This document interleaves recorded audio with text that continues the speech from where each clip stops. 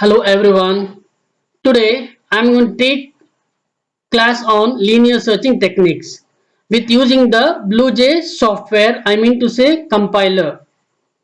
So let's get started. Once you open the BlueJ software, you can see this kind of window. In this window, first thing you need to do is to create an object of a class. So what I'm going to do is I'm going to click on this project and create a new project of this program. Now I'm creating a project as linear search technique BlueJ.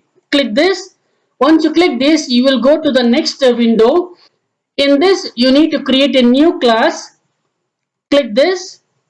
Once you click this, you will get one more dialog box. Here you need to create a class of your program. So here you can find your OK is not active. It is in passive mode. So what you need to do is you need to remove these spaces.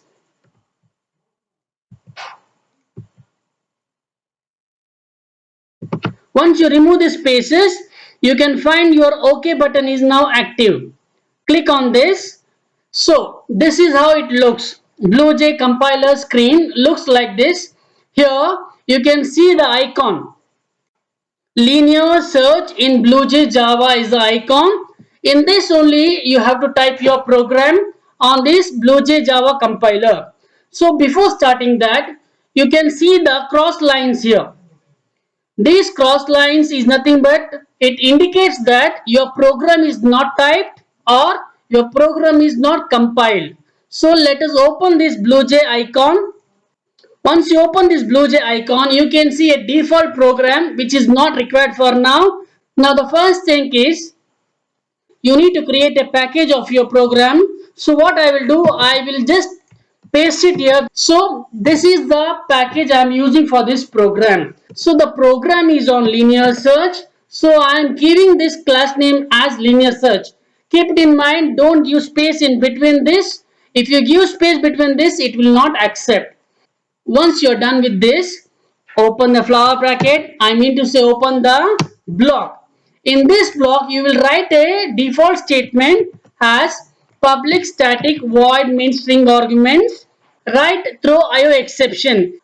After finishing this, it is exceptional handling.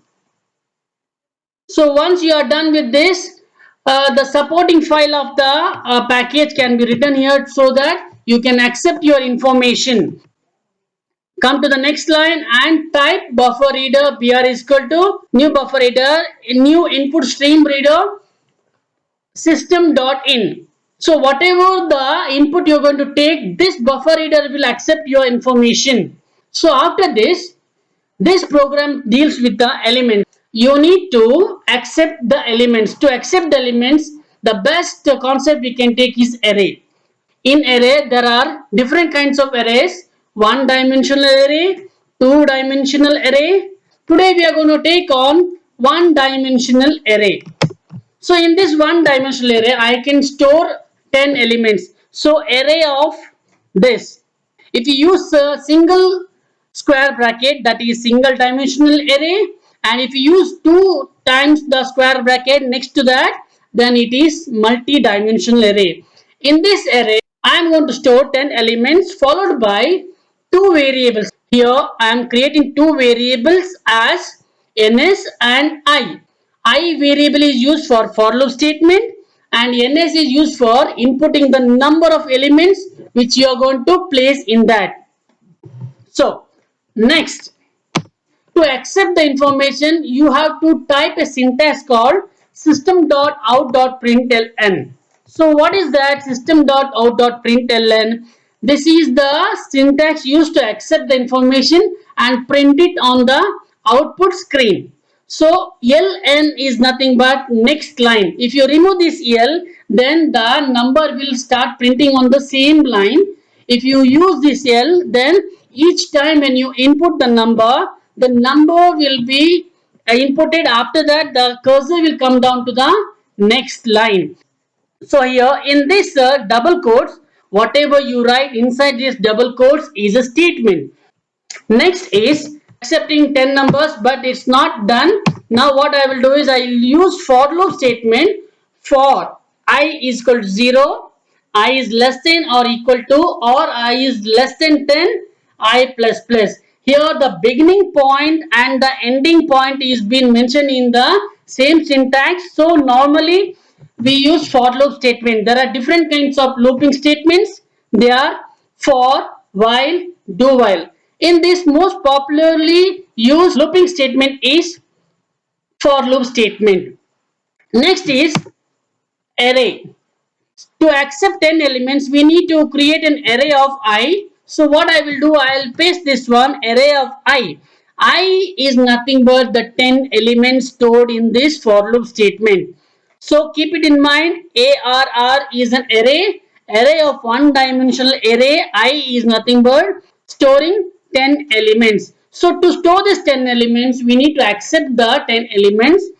Okay, for this accepting the 10 elements, we will use integer dot parse in br dot readline. This syntax will help you to accept the 10 numbers.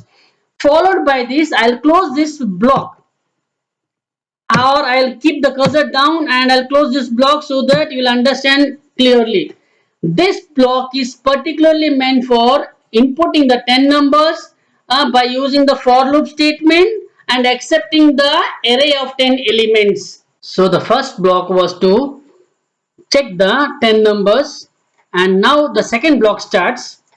Second block, the statement should be like this: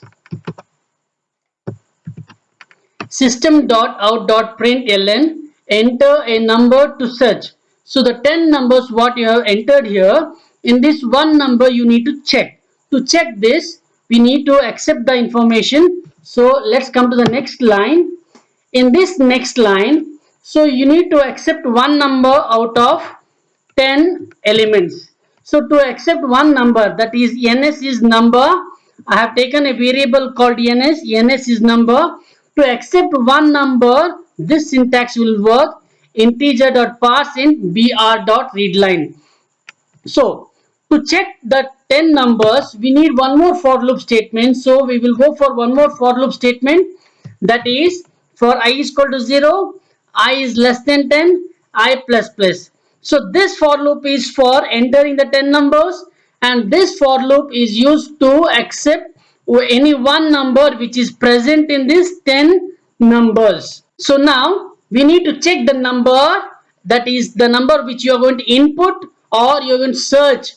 This number is equal to array of I. Array of I is nothing but the 10 numbers which is stored in this for loop statement or in A of I. So each time the number which is inputted as search will be checked in this array. If the array is successful, then it will write it as break,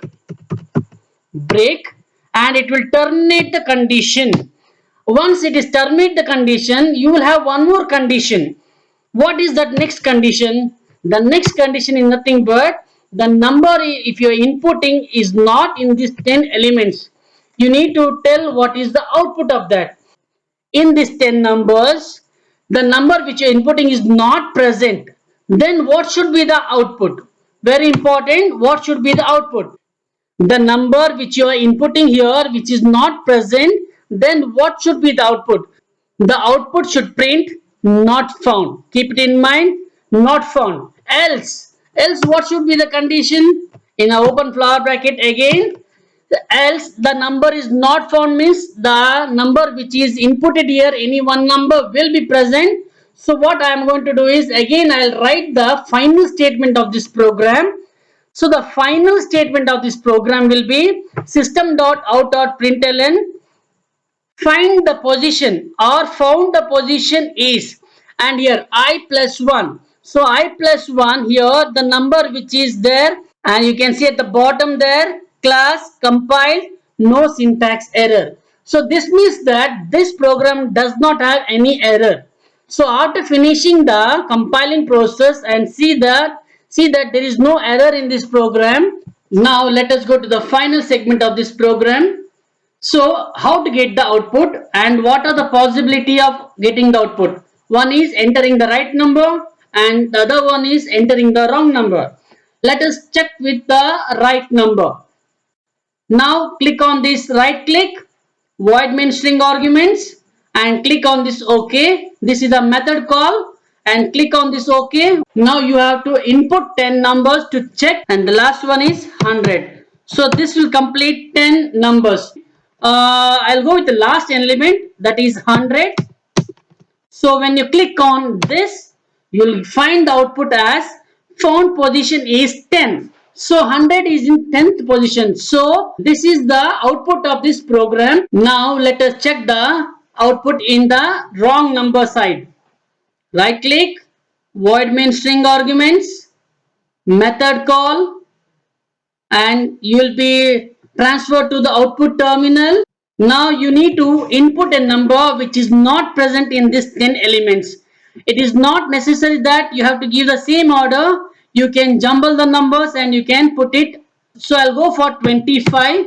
So it is known, by seeing only we can say that 25 is not present in these 10 elements, but we need to see the output of this segment. So I'll press enter. As soon as you press enter, you'll get the output. So 25 is not present in this program. So that's it from this linear searching techniques. Thank you so much for watching.